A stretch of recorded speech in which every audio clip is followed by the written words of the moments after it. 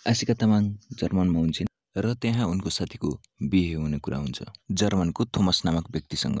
त्यति बेला नै आशिका दिदीको साथी र थोमसको बिहेको कागजपत्र जुटाउने काम नेपालमा भइरहेको हुन्छ। आशिका दिदीका अनुसार चाहिँ उनको साथीले भिजा एक्सटेन्ड गर्नको लागि मात्र बिहे गर्न लागेको बताउँछिन्, तर थोमस भने साँचो बिहे भनी बसेको हुन्छ। आशिका तामाङले बुझ्दै जाँदा उसको साथीले थोमसलाई ठग्न लागेको थाहा पाउँछिन्। यति कुरा हुँदै गर्दा आशिका तामाङ जर्मनमा फ्रस्ट्रेट भएर नेपाल फर्किन्छन् र आफ्नो काममा लाग्छिन्। केही समयपछि आशिका तामाङले थोमससँग बिहे गर्न भनी जर्मनमा बसेको उनको साथी नेपाल फर्केको थाहा पाउँछिन्। थोमसले आशिका तामाङको साथीलाई 1 लाख युरो दिएर पठाएको रहेछ नेपाल डाक्टर पढ्नको लागि, तर उसको साथीले भने एसई मात्र पास गरेको आशिका तामाङलाई थाहा थियो। थोमस ठगिएको कुरा आशिका तामाङलाई भान हुन्छ, तर थोमस भने आफ्नो बिहेको कार्ड जर्मनीमा बाँडिसकेको हुन्छ। यति सबै कुरा भइसकेपछि थोमसको माया आशिका तामाङलाई लाग्छ। उसको इनोसेन्स देखेर र उसको इज्जत बचाउनको लागि आशिका तामाङले उसँग जाने निर्णय गर्छिन् र नेपालमा भएको आफ्नो मान्छेलाई सबै कुरा बुझाएर उनी जर्मनतर्फ लाग्छिन् थोमससँग बिहे गर्न। हजुरहरूले कस्तो लाग्यो त आशिका दिदीको लभ स्टोरी? कमेन्ट गर्नुहोस्, मन पर्यो भने लाइक गर्नुहोस् अनि सब्स्क्राइब पनि।